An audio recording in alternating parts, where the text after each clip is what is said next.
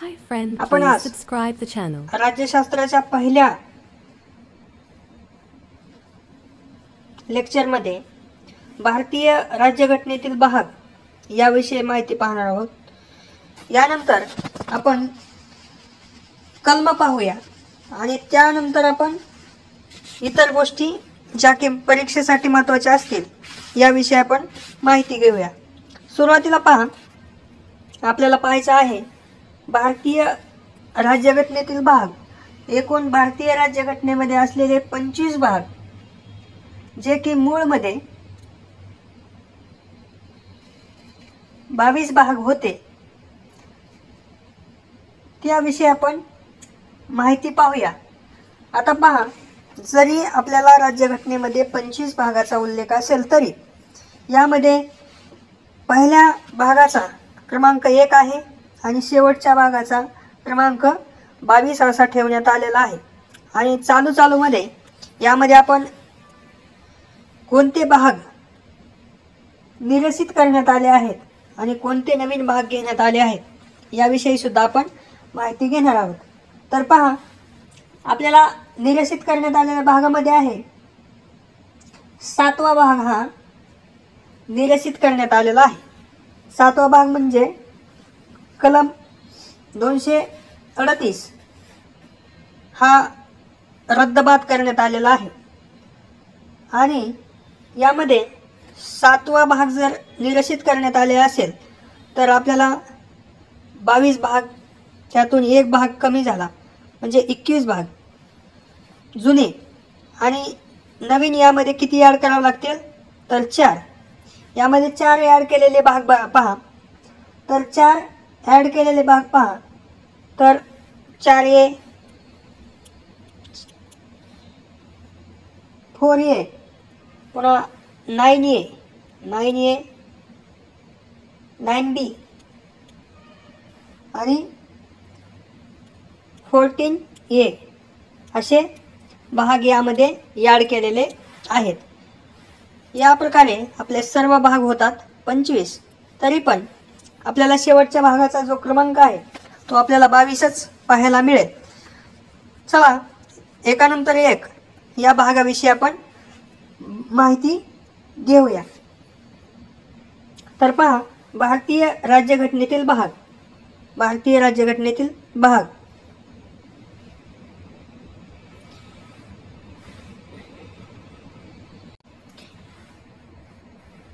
पहिला भाग 1 मध्ये पहा, आपल्याला सुरुवातीला आपण क्रमांक दिले आहेत आणि त्यानंतर त्या भागामध्ये असलेल्या विषयाचा उल्लेख आणि शेवटी आपल्याला कलम पाहायला मिळतील, कोणत्या कलमामध्ये या भागाचा समावेश आहे, म्हणजे या भागामध्ये कोणते कलम समाविष्ट आहेत। तर पहा, पहिला भाग 1। भाग 1 मध्ये काय आहे तर संघराज्य व त्यांचे कार्यक्षेत्र। संघराज्य आणि कार्यक्षेत्र याचा उल्लेख आपल्याला कलम 1 ते 4 मध्ये पाहायला मिळणार आहे। आपल्याला लक्षात ठेवायचं आहे, आपल्याला भागाविषयी कोणत्या भागात काय आहे याविषयी प्रश्न हमखास येत असतो। त्यानंतर पहा, भाग आहे 2। 2 भागमध्ये काय आहे नागरिकत्व। 2 भाग हा कोणत्या कलमामध्ये पाहायला भेटतो तर कलम 5 ते 11 मध्ये नागरिकत्वाविषयी आपल्याला माहिती पाहायला मिळते। त्यानंतर आहे भाग 3। भाग 3 मध्ये काय आहे मूलभूत हक्क। कलम 12 ते 35 मध्ये आपल्याला मूलभूत हक्क याविषयी आपल्याला या मूलभूत हक्क किंवा इतर कोणत्याही कलमाविषयी माहिती आपण पुढील एका व्हिडिओमध्ये संपूर्ण कलम म्हणजे कलम 1 पासून कलम 395 म्हणजे सर्व कलमांचे विषयी माहिती आपण त्या व्हिडिओमध्ये पाहणार आहोत। या व्हिडिओमध्ये फक्त आपण भारतीय राज्यघटनेतील भाग, एकूण भाग किती आहेत तर 25 भाग आहेत, याविषयी आपण माहिती पाहत आहोत। तर पहा, त्यानंतर आहे भाग 4। भाग 4 मध्ये काय आहे तर राज्याच्या धोरणाची मार्गदर्शक तत्वे। मार्गदर्शक तत्वे किती मध्ये आहेत तर कलम 36 ते 51 मध्ये आपल्याला राज्याच्या धोरणाची मार्गदर्शक तत्वे हे पाहायला मिळणार आहे। याविषयी आपण काय करणार आहोत तर आता संघराज्य व त्यांचे क्षेत्र हा यामध्ये म्हणजे 1 ते 4 या कलमामध्ये या गोष्टीचा संपूर्ण आपण माहिती घेण्यासाठी एक प्रत्येक भागासाठी वेगवेगळा व्हिडिओ घेऊन येणार आहोत. तर पहा, पुढे पहा. आता भाग 4 क याविषयी हे जे कलम आहे यामध्ये मूलभूत कर्तव्य आहेत. ते या 51 क मध्ये एकच कलम आहे 4 क मध्ये. यामध्ये 11 कर्तव्य दिलेले आहेत. त्यानंतर पहा, पुढचा आहे भाग 5. भाग 5 मध्ये काय आहे? महत्त्वाचं आहे संघराज्य. या संघराज्यामध्ये काय काय आहे पहा. कार्यकारी यंत्रणा. कार्यकारी यंत्रणेमध्ये काय काय आहे?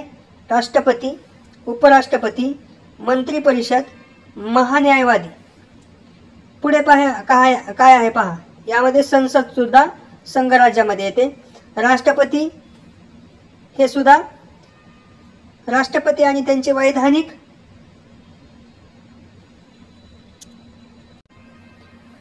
राष्ट्रपती, उपराष्ट्रपती, मंत्री परिषद, महान्यायवादी, संसद, राष्ट्रपती यामध्ये आहेत. उपराष्ट्रपती, संसद आहे, वैधानिक अधिकार सुद्धा आहेत. त्यानंतर आहे संघराज्य न्याय यंत्रणा. संघराज्याची न्याय यंत्रणा म्हणजे सुप्रीम कोर्ट. त्यानंतर आहे नियंत्रक व महालेखा परीक्षक. याचा कोणत्या कलमामध्ये आपल्याला पाहायला मिळणार आहे? तर कलम 52 ते 151 मध्ये आपल्याला संघराज्य भाग 5 याच्या सर्व माहिती आपल्याला कलम 52 ते 151 मध्ये पाहायला मिळणार आहे. त्यापुढचा भाग पहा, घटक राज्य. घटक राज्यामध्ये काय काय आहे पहा. घटक राज्यामध्ये आहे कार्यकारी यंत्रणा. या कार्यकारी यंत्रणेमध्ये काय काय आहे? राज्यपाल, मंत्री परिषद, महाधिवक्ता. त्यानंतर राज्य विधानमंडळ, विधानसभा, विधान परिषद, वैधानिक कार्यपद्धती यामध्ये आहे. त्यानंतर आहे राज्यपालाचे वैधानिक अधिकार. राज्यपालाचे वैधानिक अधिकार सुद्धा यामध्ये भाग 6 मध्ये आहे. त्यानंतर आहे उच्च न्यायालय. आता संघराज्य आपण भाग 5 मध्ये पाहिलं. संघराज्याची न्याय यंत्रणा आणि घटक 6 मध्ये आहे उच्च न्यायालय. उच्च न्यायालय म्हणजे भाग 5 हा केंद्राशी संबंधित आहे, तर भाग 6 हा राज्याशी संबंधित असलेल्या गोष्टीविषयी आहे. यामध्ये पुन्हा आहे दुय्यम न्यायालय. दुय्यम न्यायालय याविषयी माहिती आता आपल्याला या सर्व गोष्टी घटक राज्याविषयी भाग 6 यामध्ये 152 ते 237 यामध्ये कलममध्ये पाहायला मिळणार आहे. पुढे पहा, आपल्याला जे कलम निरसित केलेलं आहे ते कलम 238 ते 7 भाग 7 हा संपूर्ण निरसित केलेला पाहायला मिळत आहे. त्यानंतर पहा, भाग आहे 8.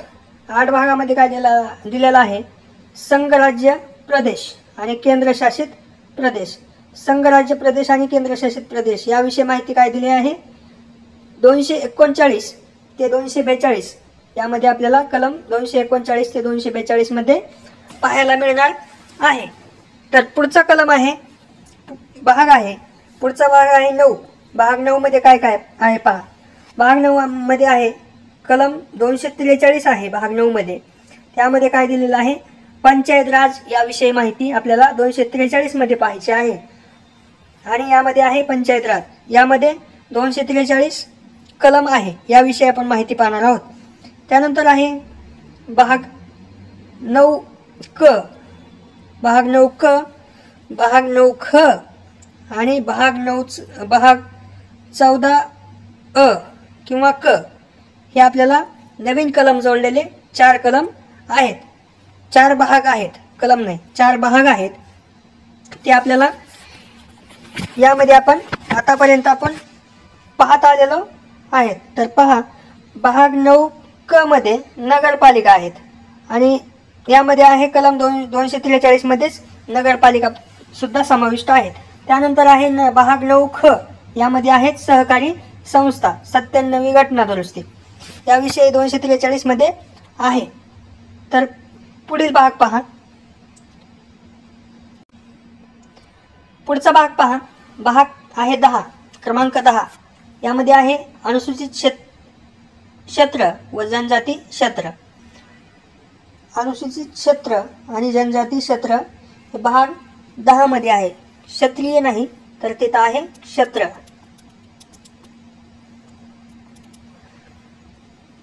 अनुसूचित क्षेत्र आणि व जनजाती क्षेत्र 244 मध्ये आहे. 244 मध्ये भाग 10 मध्ये याची माहिती आपण घेणार आहोत.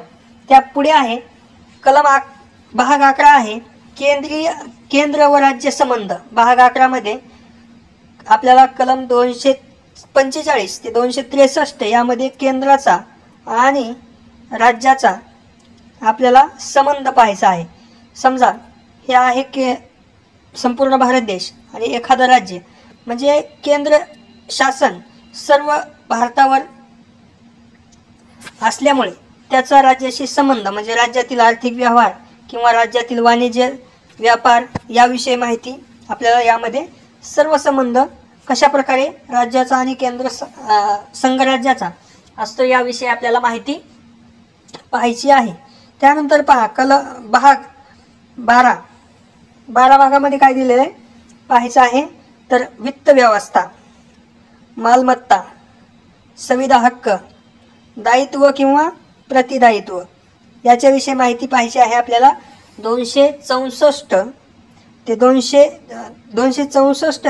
300 क 264 पासून 300 क पर्यंत कलम याविषयी माहिती आपल्याला यामध्ये आहे.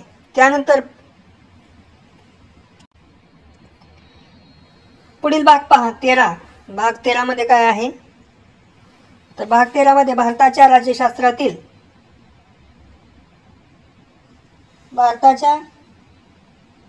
राज्यक्षेत्रातील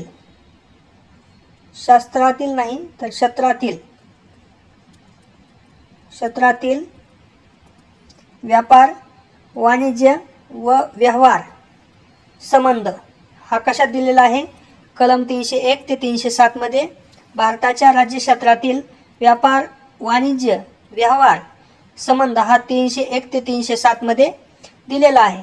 याविषयी माहिती आपल्याला भाग 13 मध्ये दिलेली आहे. त्यानंतर भाग 14 मध्ये पहा. भाग 14 मध्ये आपल्याला संघराज्य व घटक राज्य यांच्या आधिपत्याखालील सेवा म्हणजे संघराज्य सेवा यामध्ये 308 ते 323 यामध्ये सेवाविषयी माहिती आपण 308 ते 323 मध्ये पाहणार आहोत. यामध्ये पहा आपल्याला जे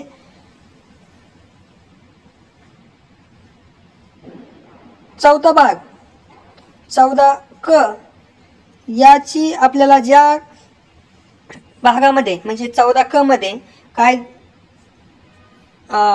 जोडण्यात आलेला आहे तर न्यायाधिकरणे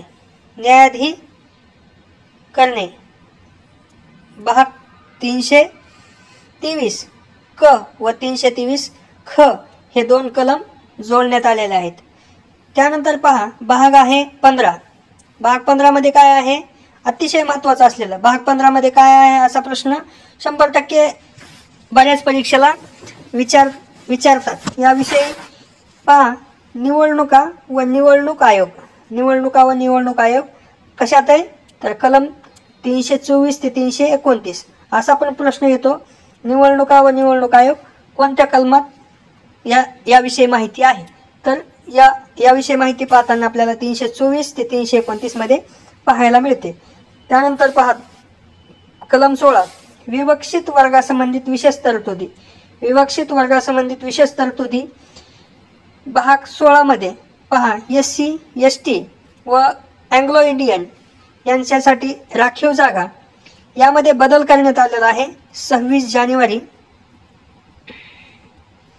2019 ला. याविषयी पण माहिती आपण पुढील ज्या वेळेस आपण कलम 330 ते 342 याविषयी माहिती घेत असू त्यावेळेस आपण याविषयी संपूर्ण माहिती घेणार आहोत. त्यानंतर पहा भाग आहे 17. भाग 17 मध्ये काय आहे तर आपल्या राजभाषा, ज्या की 22 राजभाषा आणि आणखी जोडण्यात आलेल्या भाषा याविषयी आपण संबंधित व्हिडिओमध्ये पाहणार आहोत. त्यानंतर पहा भाग आहे 18. भाग 18 मध्ये काय दिलेलं आहे आणीबाणी विषयक तरतुदी. भाग 18 मध्ये काय आहे असं जर आपल्याला प्रश्न आला तर भाग 18 मध्ये काय आहे आणीबाणी याविषयी माहिती भाग 18 मध्ये आहे. तर भाग 18 चा जो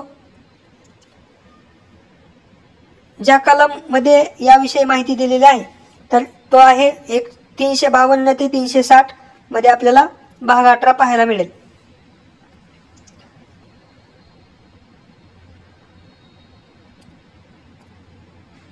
पुढे आपल्याला भाग 19. भाग 19 मध्ये काय आहे संकीर्ण.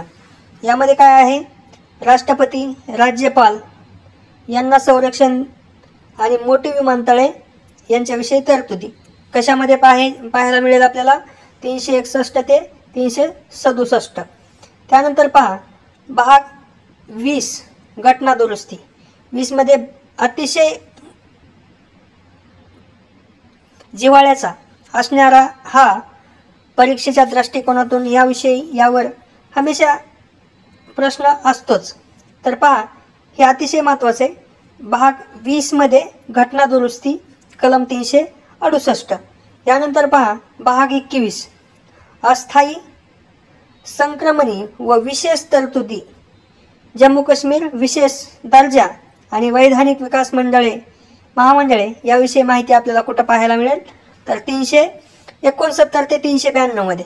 आणि शेवटचा जो की नंबरने 22 आणि शेवटचा आणि सर्व मोजल्यानंतर कितवा आहे तर 25वा संविधानांचे संक्षिप्त नाव, हिंदी अनुवाद आणि निरसने याविषयी आपल्याला माहिती भाग 22 मध्ये आहे. आता पहा आपल्याला काय करायचं आहे तर प्रत्येक कलमाविषयी माहिती आपण पुढील व्हिडिओमध्ये घेणार आहोत. आणि शेवटी संपूर्ण कलम जेवढे आपल्याला कलम आहेत 395, 461 संपूर्ण 461 त्यामध्ये 355 शेवटचा नंबर या संपूर्ण कलमाविषयी आपण राज्यशास्त्रामधील माहिती घेणार आहोत. तर या व्हिडिओमध्ये एवढंच. भेटूया पुढील व्हिडिओमध्ये एकदम सुटसुटीत माहिती घेऊन. धन्यवाद.